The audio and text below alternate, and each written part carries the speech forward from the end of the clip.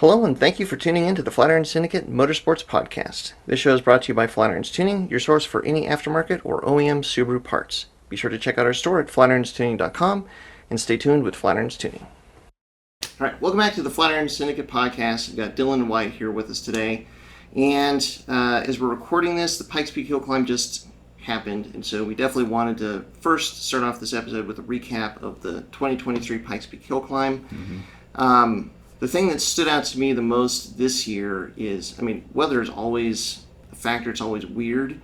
Like I think back to last year where we had perfect weather all the way through race week getting ready to run, and then on race day, the fog set in. It was just super cold. Didn't even get a full run in. This year, they had to cancel Thursday practice altogether, which is the last day of qualifying. So no competitors got to run on Thursday. They had to move the last day of qualifying to Friday, and they canceled because it snowed. So, that's usually not a great start. No. But then on race day, the mountain decided to just have amazing weather, and it was maybe one of the best weather condition days for the race that I've seen in a number of years, which I think is probably why a lot of records seem to fall this year. Yeah, it was reflected in the numbers for sure. Yeah. But I know a lot of us that live here in Colorado were really apprehensive because in the preceding months we've had just really intermittent hail, crazy snow, really unexpected weather, like Colorado normally is. So I guess it is expected, but yeah, I don't know all of the details, but so for those of you that don't know, tire testing or testing starts the beginning of June up on the mountain, and I want to say for that first weekend there was no testing at the top because they had something like 3 feet of snow at the summit. Wow. Just a couple weeks later, then that's race day, and so it seemed like this was not going to be the year for good weather, but of course that's not how it turned out. Yeah, and despite that, the snow at the top still kept all the asphalt really cold. Yeah. So there's still a lot of room in everybody that broke records this year. If there's better pavement, that could bury the records even further. Yeah, it sounds like from just what I heard from competitors this year, the frost heaves up top were really bad. Mm-hmm. So I think 2 years ago they repaved a lot of the sections up top, but what happens is that water gets underneath the asphalt and then it freezes. It kind of creates these little peaks and like really, really nasty bumps.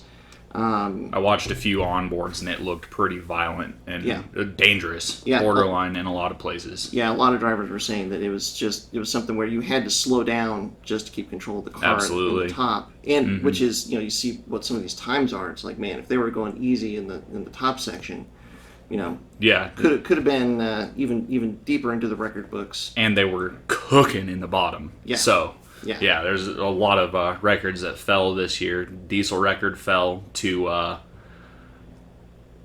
from Old Smoky is now a Radical that had a Volkswagen TDI engine with 3 turbos. Yeah. That the dude is an absolute mind-blowing engineer that figured out how to use all the turbo speeds with sensors and then gated each turbo so that it was spooled exactly when it needed to be. It's pretty amazing engineering. And I'm pretty sure that is the same engine that started off life in the diesel Bug. Yes. For a couple years. Well, the same dude drove that car, not the same engine though. Okay. Yeah. Okay. Well, but that car also had 3 turbos, if I remember right. It did. So I think maybe that was the proof of concept, and then they moved to the Radical, which is like a bit of a performance upgrade from the Volkswagen Beetle. Just a some might say. A little bit. Some might say. Yeah. Super sad to see what happened to Chuckle's garage with the crash. Oh yeah, also, Smokey. Yeah, really glad that he's okay for sure. He climbed out in the video he just released today. So that thing got hammered. Yeah, that thing was bad. It's crazy. Well, and just super lucky that he was able to get right out of the car, minimal injury, which is a testament to whoever built that car. Whoever built that cage, you probably have a case of beer coming to you. Good job. Yeah. Absolutely. Yeah. This race is one of those funny things where, like, when everything goes well, it can be really easy to forget like the stakes of the Pikes Peak Hill Climb, and then something like that happens, or like the EVO that went off a number of years ago. There's been those historic crashes that like bring it fully back into focus, like how high the stakes are at this race. So very glad that it was, it's sad that Old Smoky's basically done. Total. But very glad that nobody got injured, and I think there's something to be said for discontinuing doing the bikes because wasn't it like every year or 80% somebody passes away on the mountain, whether in practice or on race day? There was a really bikes. It was extremely risky for the bikes and the quads. Yeah. Between those two, I mean, for goodness sakes, do you remember the sidecars that ran up there? It was awesome. Like it was awesome. Very cool, but like those monkeys that are off on the side, like those were hands down the craziest people on the mountain, without a doubt. Absolutely. Like, I do not really want to be hanging over a sidecar, looking over the cliff, just going like, yeah, this is good. Yeah, this is fine. I am the ballast. Yeah. It is. I know that historically there's a lot of attachment for the historical precedent of the bikes running up there. Sure. But it is just, especially now that it's all tarmac, the speeds are vastly different. I mean, when it was dirt and the speeds of the bikes was just not the same. Now that it's tarmac, it's like it was always a risky race for people on two wheels or the quads and whatnot. But you now have the fully thing paved, and like the risk just got extended so much further. Absolutely. I think they've done what they had to do with the race. I mean, I think that you really don't want to have, like, you never want to have an accident. No. And you never want to have a competitor injured at an event. Right. And when you start to have, I mean, probably the only event that I can think of where, like, the risk factor of the event hasn't really caused a lot of issues is something like the Isle of Man TT. That's exactly what I was going to say, is Isle of Man. And when Guy Martin came up here, because he runs Isle of Man TT, and then he ran the Pikes Peak Hill Climb on his bike. I think one of the last years that they had the bikes, like, he was even just like, this is madness. Well, I thought he got in a wreck on the mountain. Guy Martin, I thought, wrecked during practice one of the more recent years that they did bikes. Yeah. Because we're on year 3 or 4 of no bikes, something like that. And yeah, I want to say 18 or 19 was last year, maybe? Something like that. Yeah. It's been a couple of years. It has been a couple of years, but I think something to be said for no bikes is also we have more time in the morning to get more cars up the mountain before the weather rolls in at 2:38.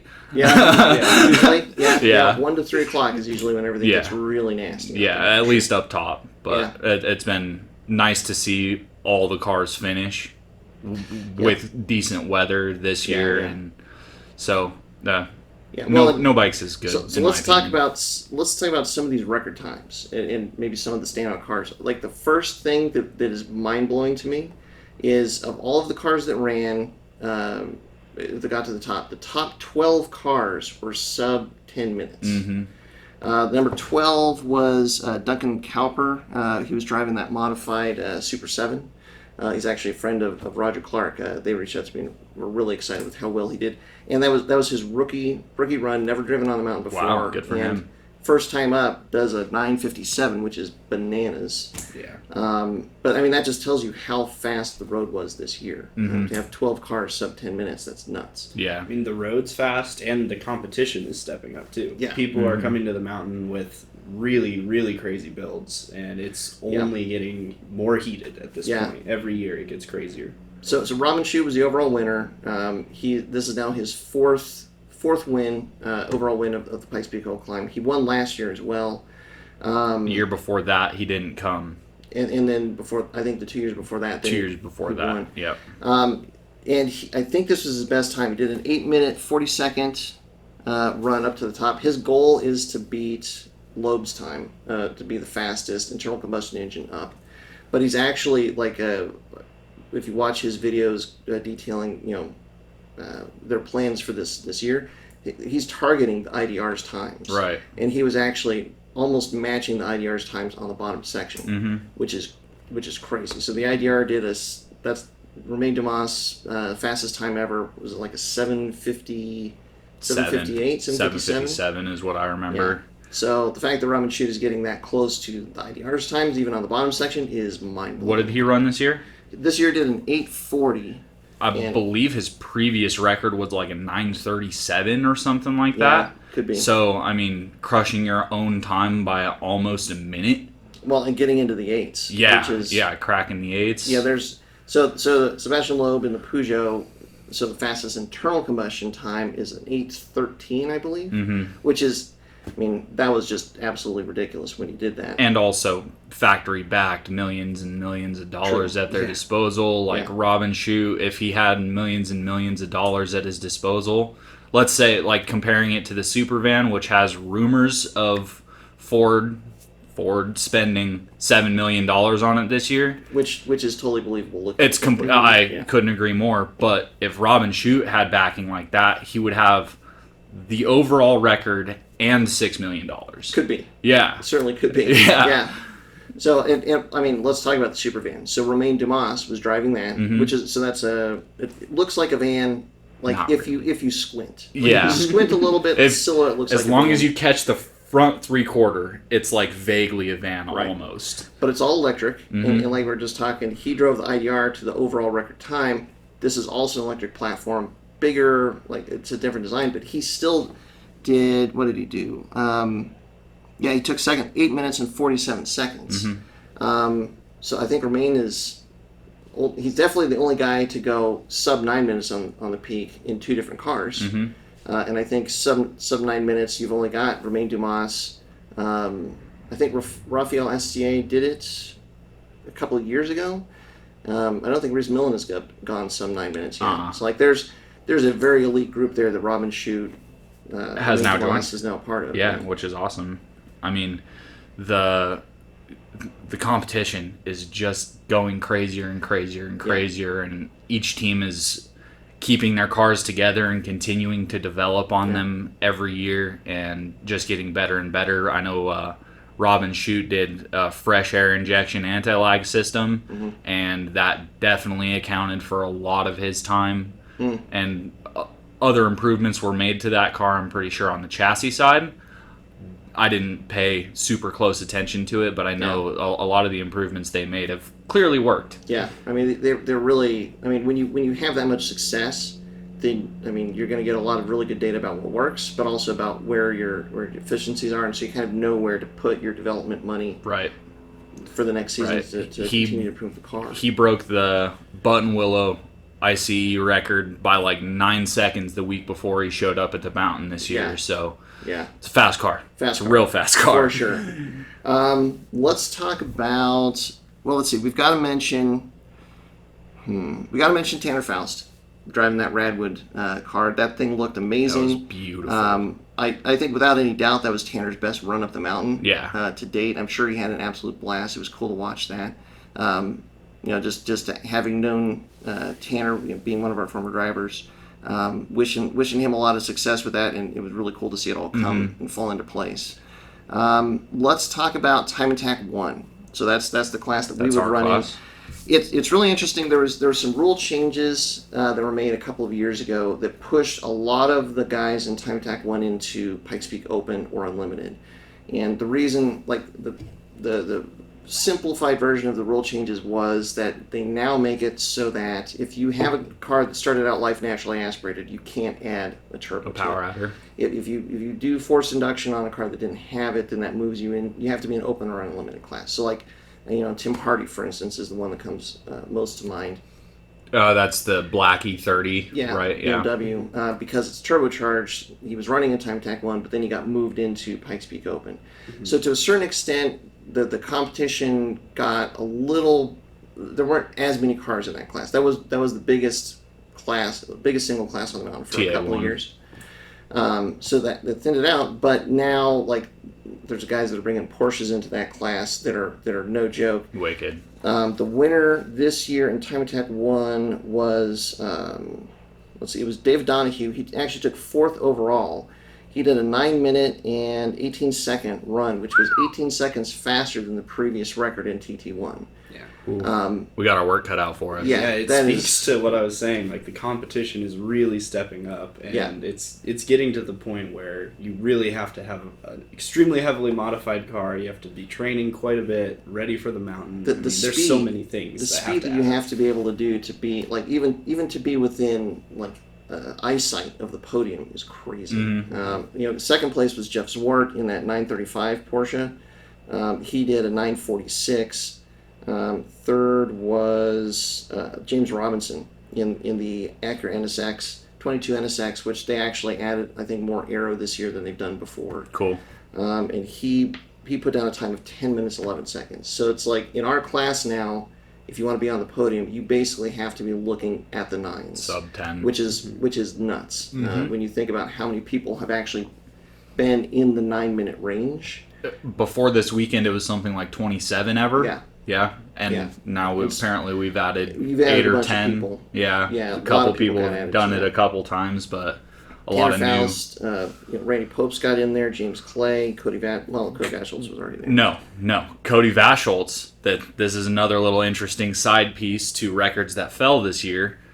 First, one of our locals, I don't remember his name at the moment, I do apologize, in another Wolf car with a 2.7 liter Hayabusa grafted V8, killed the naturally aspirated record, and then right after that, Cody Vaschholz went up in his kart, which has a 405-inch carbureted Ford small block, I think, and he re-crushed the record, and it was his first time up. Well, Cody Vaschholz in that car probably. I think Dan November is who you're. Noviembre, yep.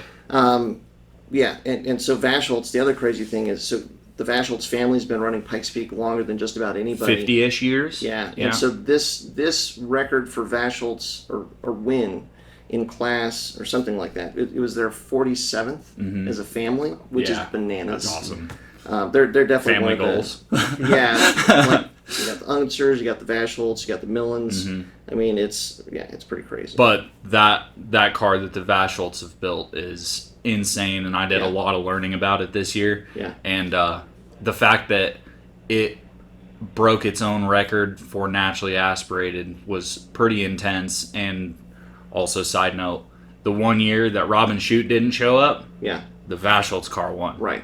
But it was Clint driving, not Cody. Right. And I think it was the open wheel class is what Cody was driving in. And that's the record they just said, was the open wheel class specifically. Naturally aspirated overall as well.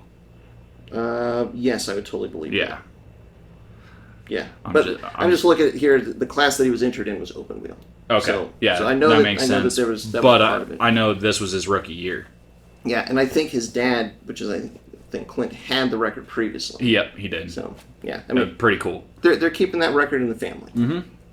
Going further down with Time Attack 1, let's talk Subarus. 5th place in Time Attack 1 was Chris Rimmer, who we've run against a bunch of times. I think this is probably his 5th or 6th year running. He took 20 seconds off of his best time. Wow. And did a 10:57 this year, which is amazing. That's the Renner Racing GC, right? No, this Chris Rimmer. This is a red 2005 STI. Okay. I believe. So that was a phenomenal result for him. I'm sure he's super excited. And then the other Subaru that was running was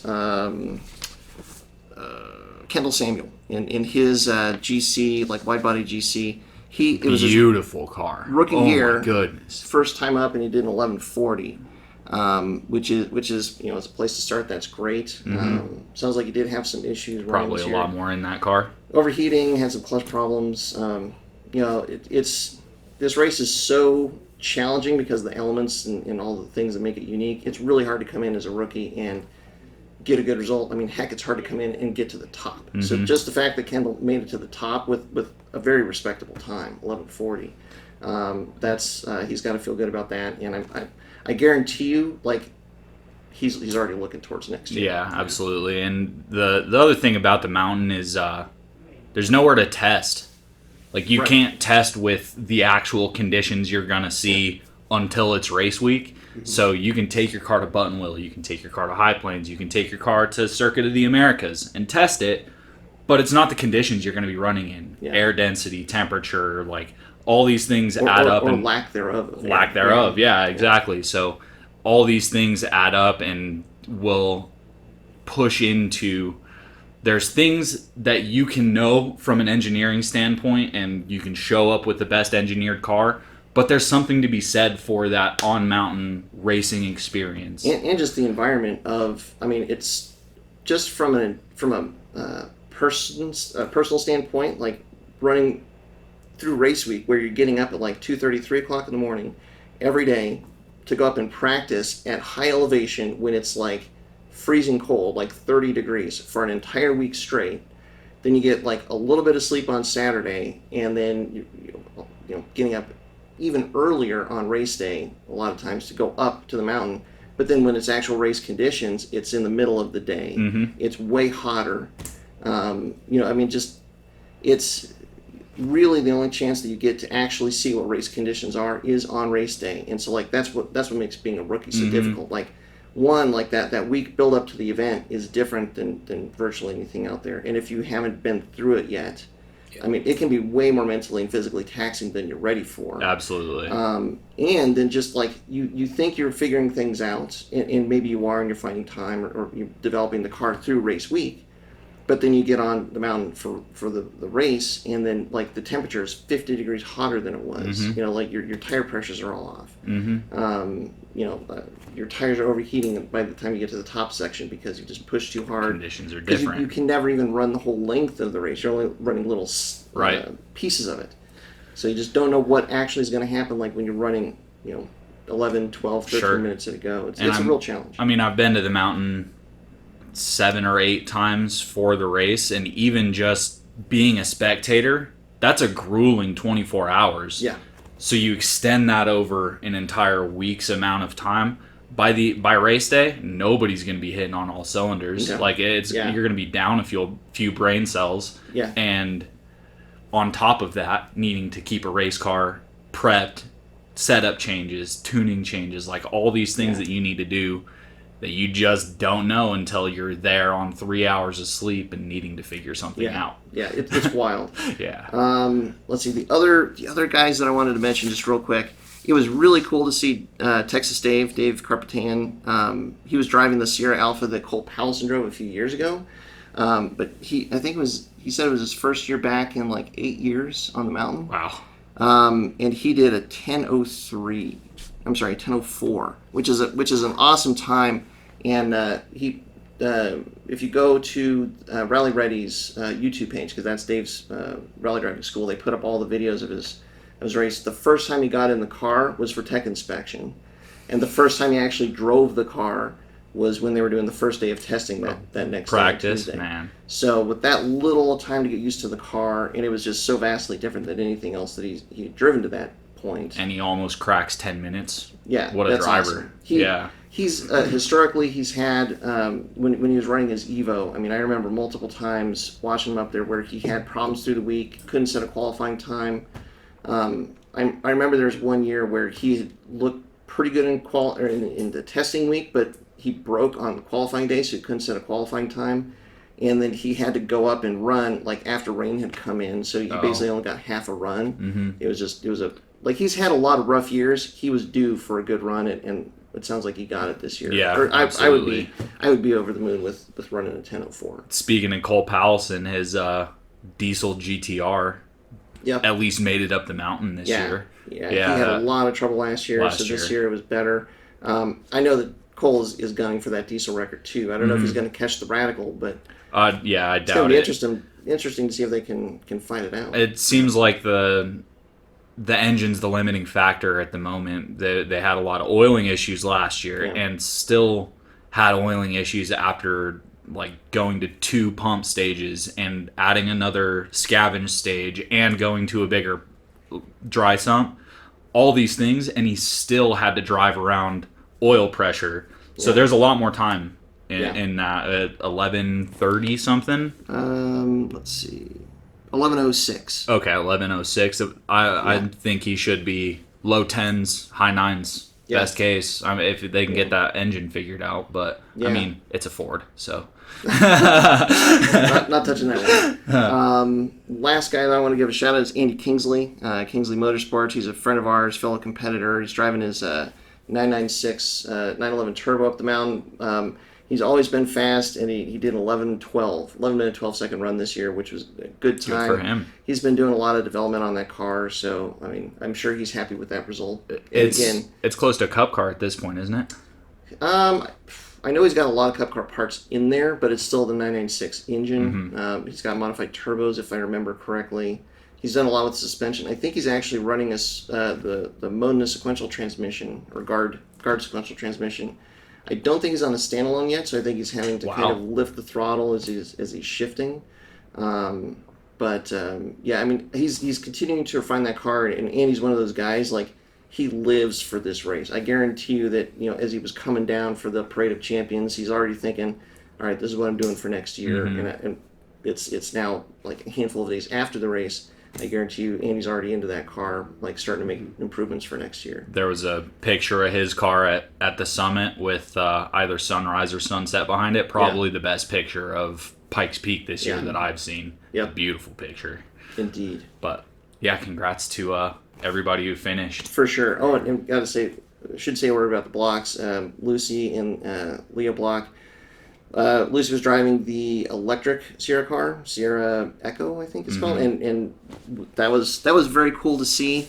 Did an 11:25, which, I mean, that's an awesome time up the mountain. And then Leah drove the Huna Pegasus up. No official time, but I mean, just the fact that she was there, was able to drive that car up. I'm sure that meant a ton to not only the family, everybody from Hoonigan, but just probably everybody on that mountain was... the racing community. Yeah. I mean, Ken Block's been so huge for pushing motorsports into the limelight a little bit more than a lot of people are able to. Like, NASCAR was like that in the 80s and the 90s, but it's dwindled. Motorsports have dwindled in popularity of the general public. Ken found a way to tap into, like, the current enthusiast base. Like, he kind of found and excited a lot of, people of my generation, your generation, and got everybody excited about racing, sport cars, rally racing, Subarus,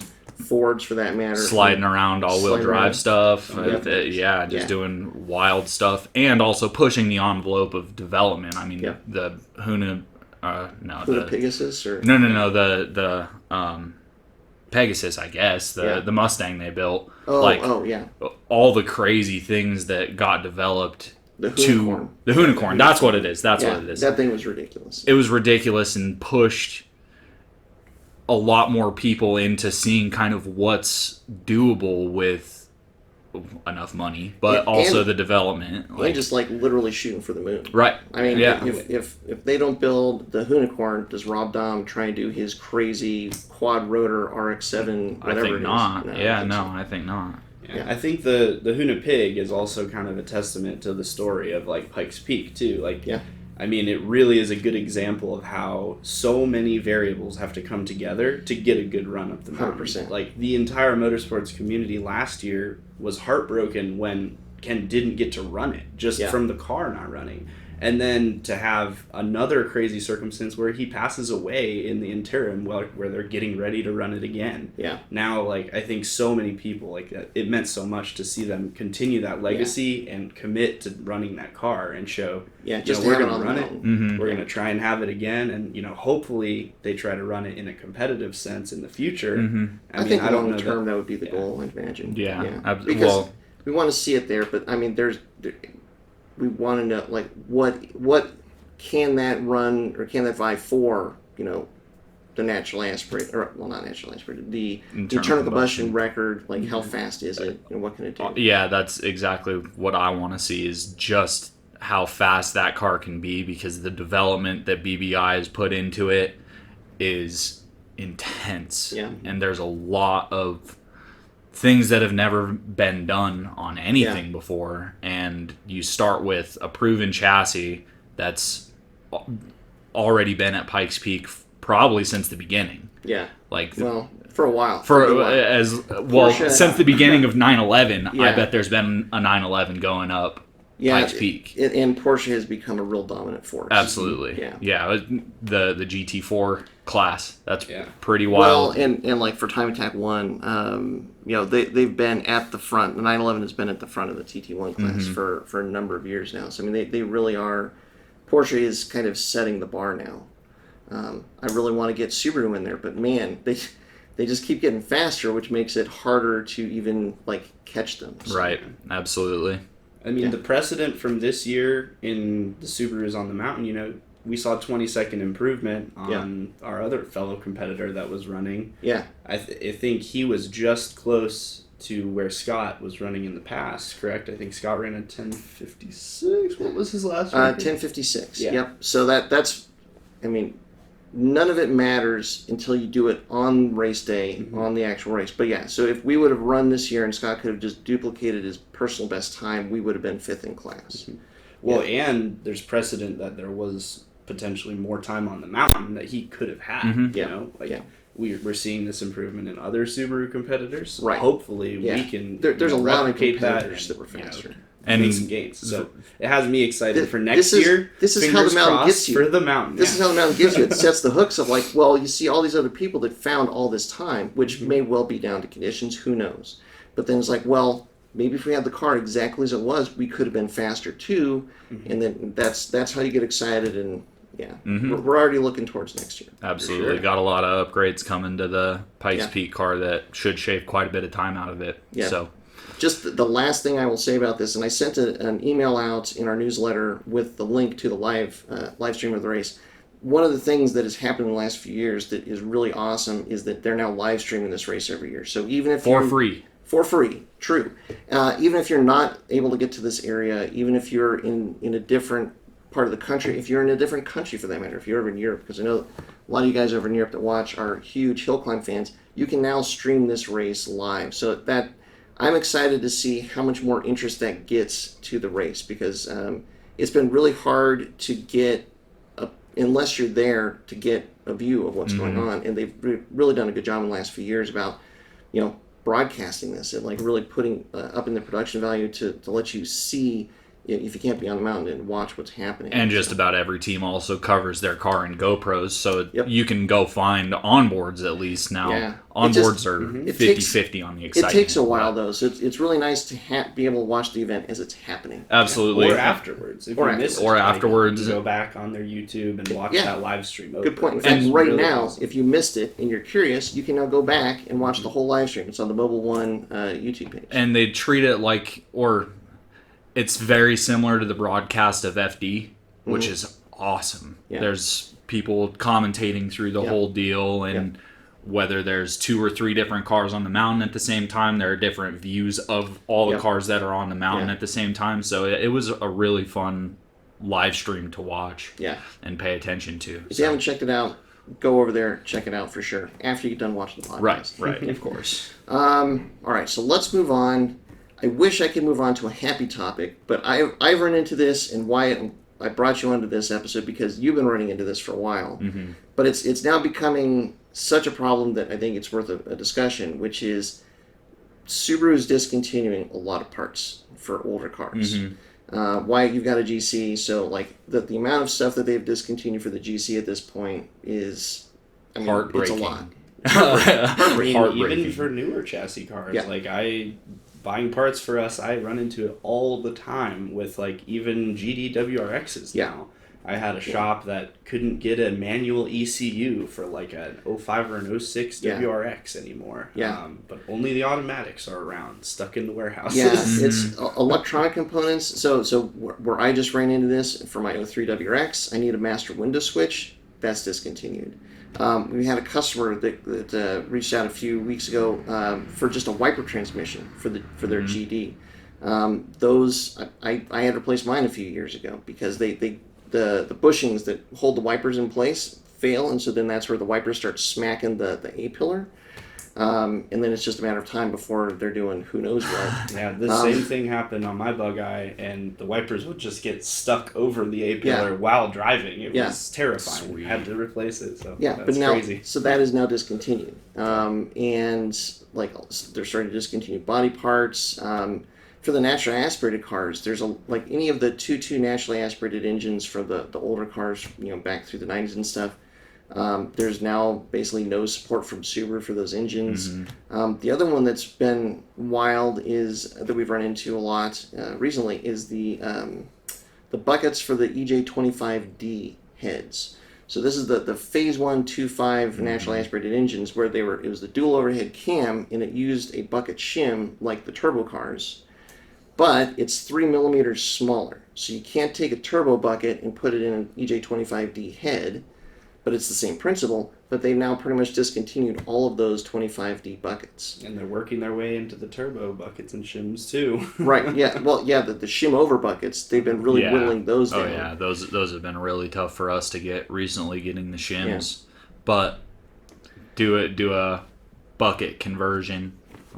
For right now. For right now. And probably for a while that's going to be an option. Yeah, the fact that it is used up through cars onto 21, those parts should be around for a long time. Don't quote us on that, but fingers crossed that at least engine parts will be around. The 251 25D parts being discontinued is really discouraging, because at least here in Colorado, I see a lot of old Subarus that I know have that either single cam or dual cam 2.5 liter that are going to be completely obsolete and end up in a junkyard here soon. The ironic place where it's really hit the enthusiast base is sandrails. There's a ton of sandrails that use the 25D heads, like a lot of the earlier ones. I think when Kurt Crawford was building a lot of those earlier sandrails, probably a decade ago or more, he just loved the, I think it's a cloverleaf combustion chamber on the 25D head. Mm-hmm. He used those in a lot of engine builds, and so I've had guys with sandrails that are needing to go through their engine and refresh them. Though that was actually the last guy that we tried to order those the shims they needed in for, and couldn't finally had to relay all the way back to get Subaru of America to call Subaru of Japan, and that's where we finally found out, no, these are discontinued. Wow. There's no more coming out. And ruined Christmas that day, that's for sure. Yeah. So it's, I guess, first and foremost, want to say, just make you guys aware, if you've got a GD chassis, if you've got a GC, you've probably been running into this for a while. You're aware. But now that's getting into the GD chassis, the 02, 05. I don't think 06, 07 has been hit yet, but it's got to be around the corner. Yeah, it can't be far off. It's something to be aware of. 2002 WRXs are over 20 years old at this point. They can legally drink. I check IDs. That's my security job. Yeah, you just hurt my heart a little bit. Right? Yeah. 2002 is 21. Yeah. It's crazy. I mean, the body parts and trim parts for, if let's say I wanted to build a full tilt 100% showstopper GC, I'd need to find a car that's perfect, because all the door trims, the beltline trims, they don't exist. The trims that go over the A-pillar on down to the rear window, those haven't existed for 10 years. Yeah. So a lot of the interior pieces, like the switches. Oh, impossible. The they don't handles. exist. Yeah. Yeah. And the other one that's really kind of surprising, they're starting to discontinue AC compressors, stuff on the older cars, which I guess is not terribly surprising, because that's a pretty expensive part. Yeah, delete it. If the AC compressor breaks and you don't want to fix it, I mean, I could see cars getting totaled because of that, if it's just a a daily drive or whatever. But it's something to be aware of first and foremost. But I think maybe where it's worth having a discussion about to try and get more attention for it is so the more companies can do stuff like what Roger Clark has been doing, where they've been actually going, and where they can, reproducing or remanufacturing things that are now discontinued from Subaru. So on the GC chassis, they've got the seals for the rockers, for the side skirts. They've got the rear window seals, the quarter seals, the quarter window seals. Yeah. There's tail light seals, and the cowl seal. The cowl seal is coming. Yeah, they're coming really soon. So those are at least the parts that seem to fail a lot. I mean, I know I had to hunt a set of the side skirt seals for my car a few years ago, before Roger Clark was making them. Yeah. I spent 6 months on eBay, on Craigslist, wherever, just trying to hunt something down. Yeah.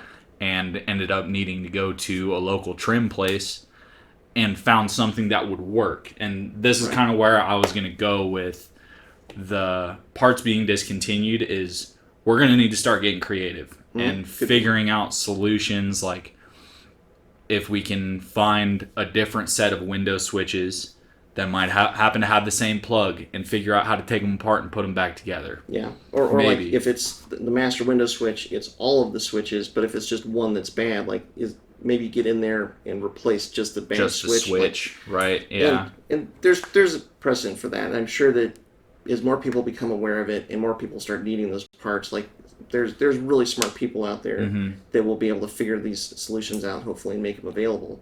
I would honestly say, like, if you like what Roger Clark is doing, just shoot him a message, send him an email, like, hey, you know what? Thanks for looking at the things that are discontinued that us as enthusiasts we need and we want, and for trying to help out. Like, just honestly, if they get a sense of how much appreciation there is just for the fact of what they've done, we need to encourage them. They'll push keep doing more. Yeah, for sure.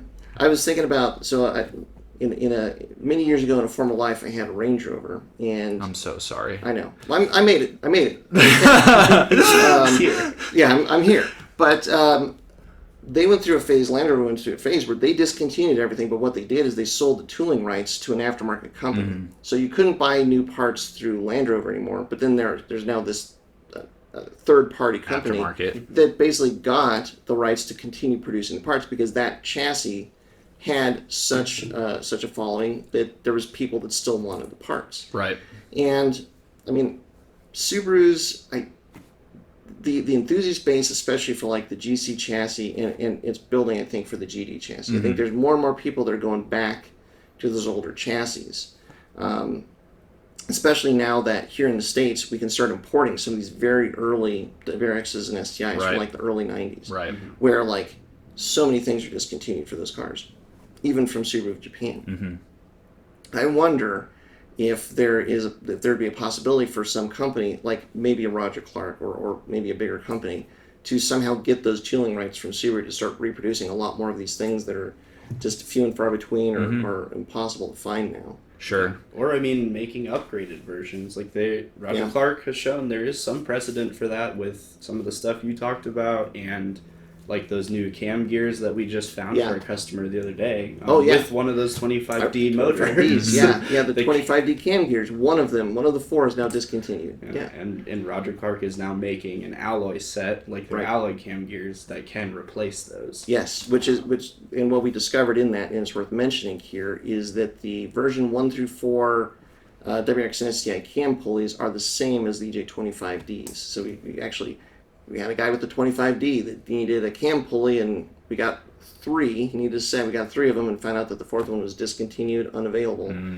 But then ran the VIN and had Roger Clark verify, like, yep, that is the same as these, and so got him up and running, which is awesome. Yeah, shout out to Roger Clark as always. They're the best. Love them to death. Yeah, that's really all we can do is support those brands that are bringing these pieces to the space, and find the things that we need and bring them to companies like Roger Clark. Let the companies, the manufacturers that are making these parts, let them know that that it helps. It does help, that we're excited about it, and hopefully it just kind of motivates them to keep looking at these things that are getting discontinued, like a wiper transmission that is a known failure part. One of the few companies out there that gives back some motivation to people who have older cars and want to keep cars nice, because the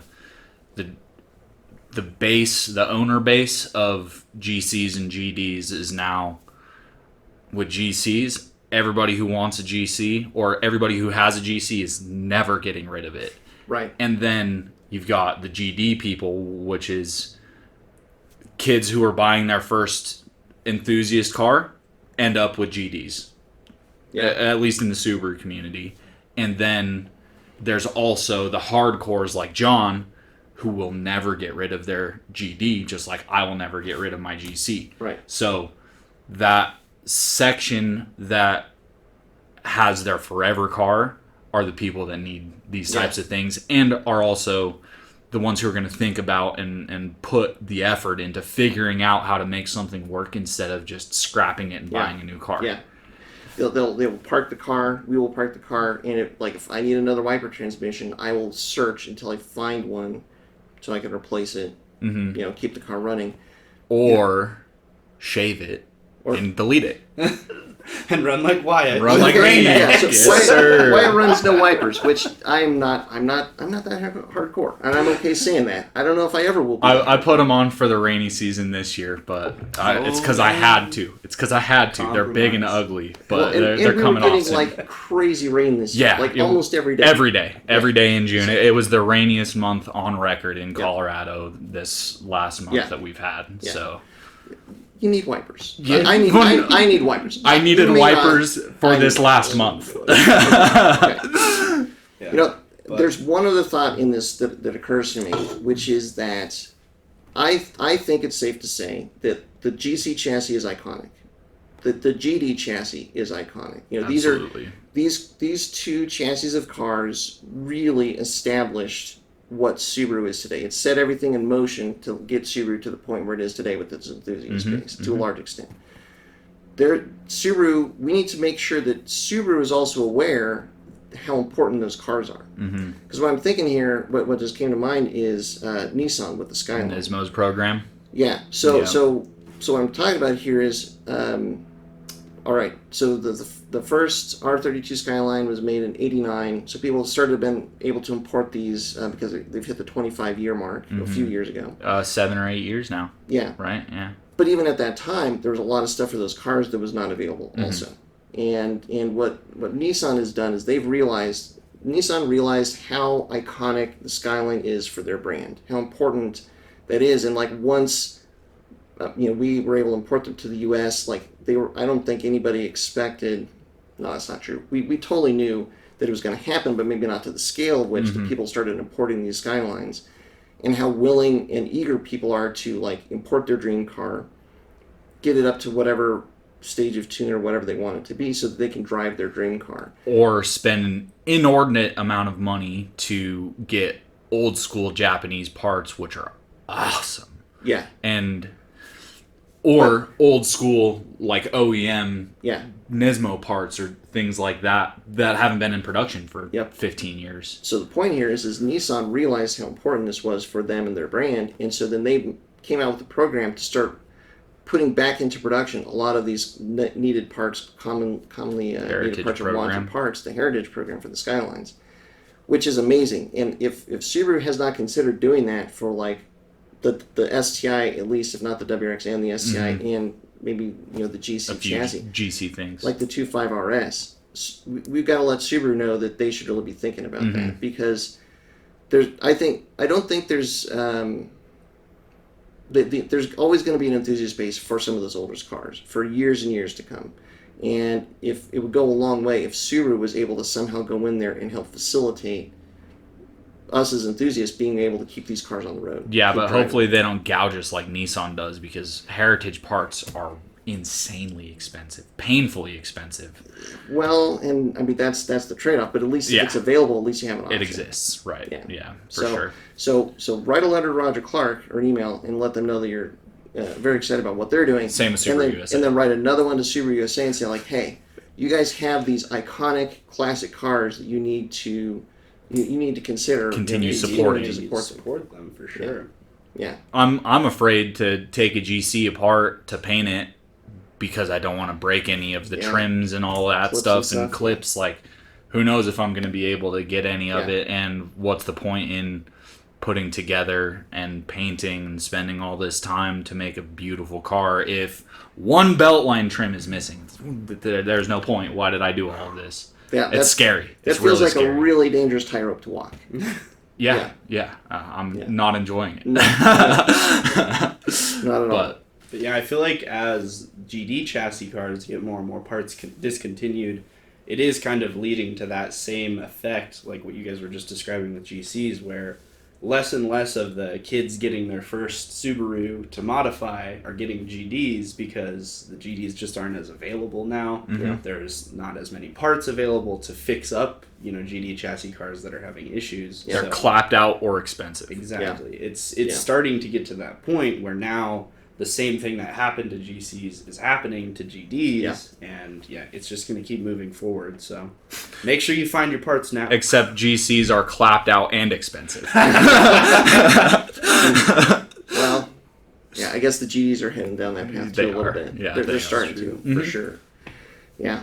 All right, well, something to be aware of. All right, let's end on a happy note, because the other thing that's happened this week that I think is well worth a discussion that's been making the rounds on the internet is a tuning shop has now put on an aftermarket turbo to a 22 WRX, tuned it. I think they're using meth injection, and they're making 600 horsepower on this car.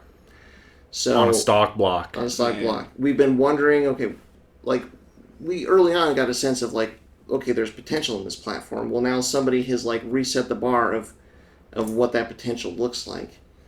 What do you guys think of this? I mean, is this... I would love to know more. I've only heard a little bit of hearsay about it. I'd love to know more about, like, what the actual application of the car is. Like, is it a street car? Is it, more of like a drag car? How is it set up? I've heard a little hearsay, but I definitely haven't dug into the details on it too much. I think to that end, I think of like a 4 or 6 month follow up. Like okay, you got there. You hit this number on the dyno. Let's come back to us 4 months later, 6 months later, after the car's been driven for a period. What's the survivability of 600 horsepower on an FA24? Yeah, I want to see a dyno graph because I know how the stock engine makes power, and I don't like the curve. So I feel like more turbo and letting it RPM more would, at least to my butt dyno, make it a more fun car to drive. I'm not saying it's a boring car to drive, but I feel like more RPM capability and making it a peakier engine than it is, just because it's so flat, which is fun. It's a lot of people like that. It's just not what I like. Well, and I want to see a dyno curve. Well, and Subaru did that artificially, right? So, but yeah, I mean, when you put a big turbo on this car with the close placement to the engine, like what does it look like? Where does power come on? How drivable and how usable is the power band? Worth mentioning, I think I have this right, that the car in question already had a 6-speed swap done to it. Cool. Okay. So, like, because that was the first thing that I wondered is, like, well, how long is the drivetrain going to last? That? Oh, well, they've already addressed that. Yeah, that's like the biggest red flag with the 2022 WRXs as far as putting power to them in my mind is that drivetrain, rack for rack, one car next to the other, it's like probably half the size of the actual STI 6-speed. And the rear diff, 5.5 it's just everything is so much smaller. Yeah. I'm immediately concerned for the longevity of those gearboxes. Like, the cool thing is that 6-speed swaps are coming out. We need to get off our keysters and start trying to figure out what all is involved with that. But it's super encouraging that shops have done it. So it's definitely possible, and that shores up that weak link. So that's really a positive for that platform for sure. Because now if you know that the engine can make that power, and then the drivetrain can be upgraded to the STI drivetrain, which is a very known quantity at this point, that makes that drivetrain potent. I'm gonna go back and egg Subaru on again. Like, you have the transmission. You have the transmission. You're still making Subaru. them. We have one in a box. You can just put it into that car. Like, if you do nothing else, but put the STI 6-speed into the WRX. And the differential and the center or the differential. DCCD. Yeah, DCCD. That takes the WRX, it's one of these cars, like, it's really starting to gain some steam from what I'm seeing, from the calls that are coming in, the questions that we're getting about those cars. I'm seeing quite a few out doing my hour and a half of driving every day. I see a lot of 22s and a lot of different ones in all the colors. Like, it's fun. Speaking of the 22s, we found a set of painted the painted arches, the Aeroflow Aeroflows stuff. That's really nice. Man, it makes those cars look so much better. It's amazing how much of a difference, like, back to back. I mean, we knew this, like, when the car first came out, it was first revealed. Nigel did that, like, Photoshop to kind of try and illustrate what it looks like and what the differences are. But yeah, it's amazing how different that just those wheel arches make. Like, if that's the stopping point for you for that chassis, which it is for me. Just look at it with these painted wheel arches, because you might go like, it looks so good. I'm fine with it now. If I just need that, and then everything is okay.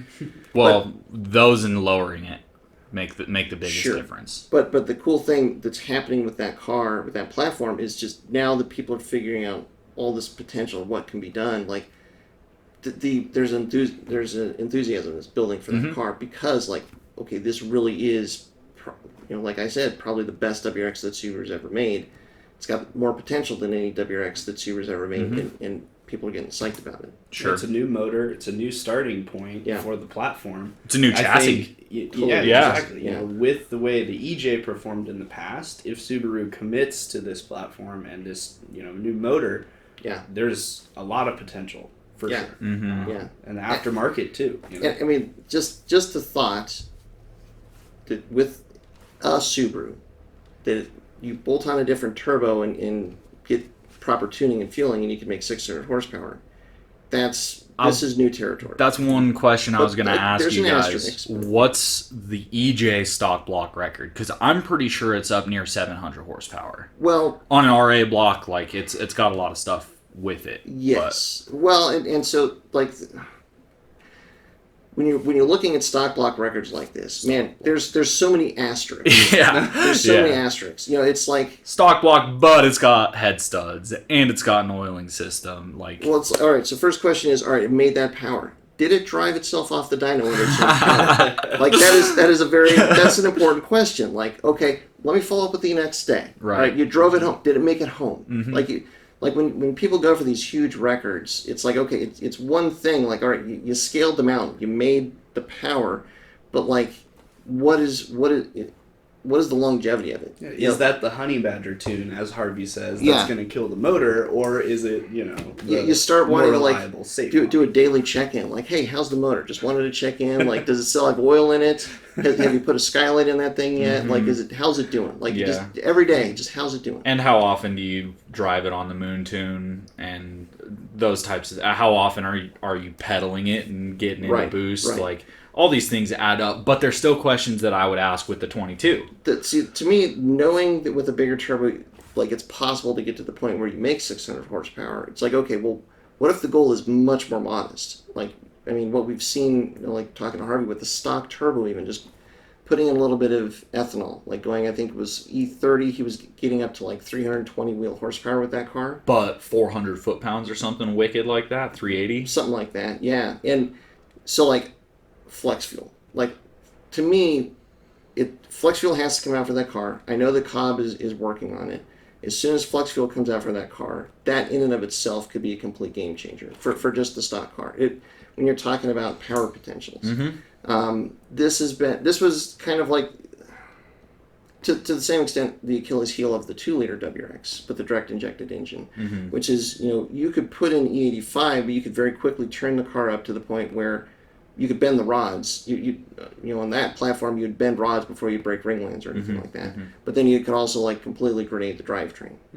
So, where are those kind of happy limits for everything being stock on the new WRX? I'd say that probably 350 wheel horsepower is going to be doable for the new drivetrain. Easily. Maybe a little bit more than that with a good tune that's not too aggressive, that doesn't ramp the torque up too much. Right, doesn't hit you in the face at 4,000. But if you've got flex fuel for that 22 WRX, it seems plausible to me that you could, like a flex fuel tune with everything else being stock, maybe get to like 350, 370 horsepower. I don't think 400 horsepower just from flex fuel is out of the question, especially Harvey's getting it up to 330 on E30 with just and then you get pump E, which depending on where you're at is between like 65 and 75% ethanol. Like there's a lot of power there. And keeping everything cool and latent heat of vaporization that alcohol has with a direct injector. All these things add up, and there's a lot of power potential with corn. Yeah, I mean, it's my hope is that like there will be a relatively uninvolved option, like some kind of fuel augmentation, maybe even minimal changes to the fueling system, but E85 in the tank, and a modest turbo upgrade gets you like, so okay, you can make 400 horsepower on these cars pretty darn easily. And my hope would be if it's capable of 600 horsepower, the tuners are going to figure out all the techniques to keep everything happy and keep the engine reliable as possible at like just 400 horsepower. If that's something that's viable for these FA24 engines, that is huge. And then it just really comes down to the drivetrain But again, like knowing that the 6-speed swap is doable, it's definitely an investment. Mm-hmm. But I mean, a WRX with a stock engine, like if it could be reliable at 400 horsepower with an SCI drivetrain, which will also be reliable at 400 horsepower. On top of that's an amazing platform. The new hot chassis that has a lot of grip engineered into it. Yeah. It's going to be a weapon. Yeah. It's going to be a weapon. And it's pretty light. I mean, compared to the outgoing STI, I mean, 3,300 pounds. That's how much they weigh? Yeah. It's not too bad. It's not that bad. It could be lighter. It's not. We're not talking GCs. It's a creature comforts car. Way better than a 3,800 pound car. Yeah. Oh yeah. You know, like you look at those Golf Rs, I think those are like 3,600 pounds. They are, and they're ugly as sin.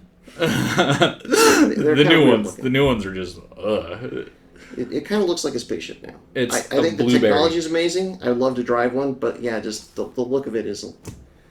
I mean, we as Subaru people, I mean, what can we say?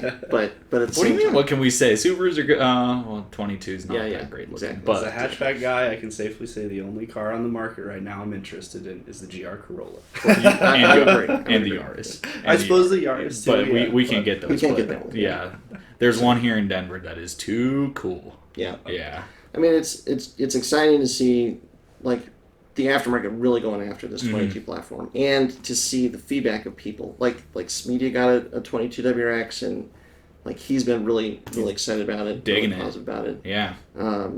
Might have to reach out to Tanner and have a conversation with him about what his thoughts are now that he's lived with the car for a bit. That he's owned one, because we had our shop car, but none of us spent a lot of time with it to treat it like a daily driver or anything like that. So I think it would be a fun daily driver.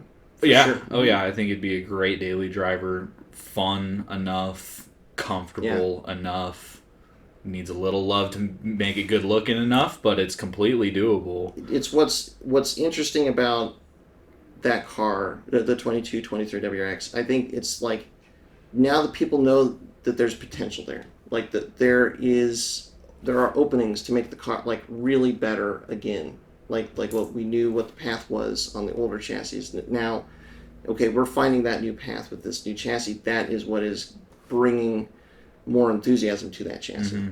Mm-hmm. It took time with the EJ too. I mean, absolutely. The aftermarket brands had to build support, had to find the pieces that needed fixing. Yep. You know, I mean, hopefully the Subaru engineers took a lot of the engineering and development that the aftermarket did on EJs and applied it to this new motor, so that, you know, a lot of these things people have thought about in the past, they can move on from and find new things to innovate with. And I mean, that's the hope for this chassis, right? Is we bring more people in, we find new ways to innovate, and we find new ways to make more power and have fun. Yeah.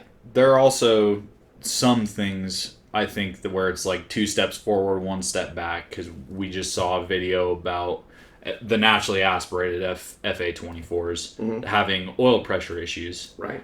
Mostly under hard cornering. And this is starting to become a hot topic for both BRZ and WRX owners. Mm-hmm. Yeah. And that was FA20s and 24s. Yeah. He showed it in both the older chassis of BRZ and the newer chassis. Mm-hmm. But I forget the name of the channel. We'll have to link it or something. Yeah, but we'll throw it in the he made a description or really something. great, like, informative video testing in multiple cars on the same track. You know, True scientific tests too. Data. Yeah, is the numbers. key. No, numbers were the key, and at least from what I remember on the video, the 24 is more susceptible to it than the 20, and it's unrelated from the RTV issues.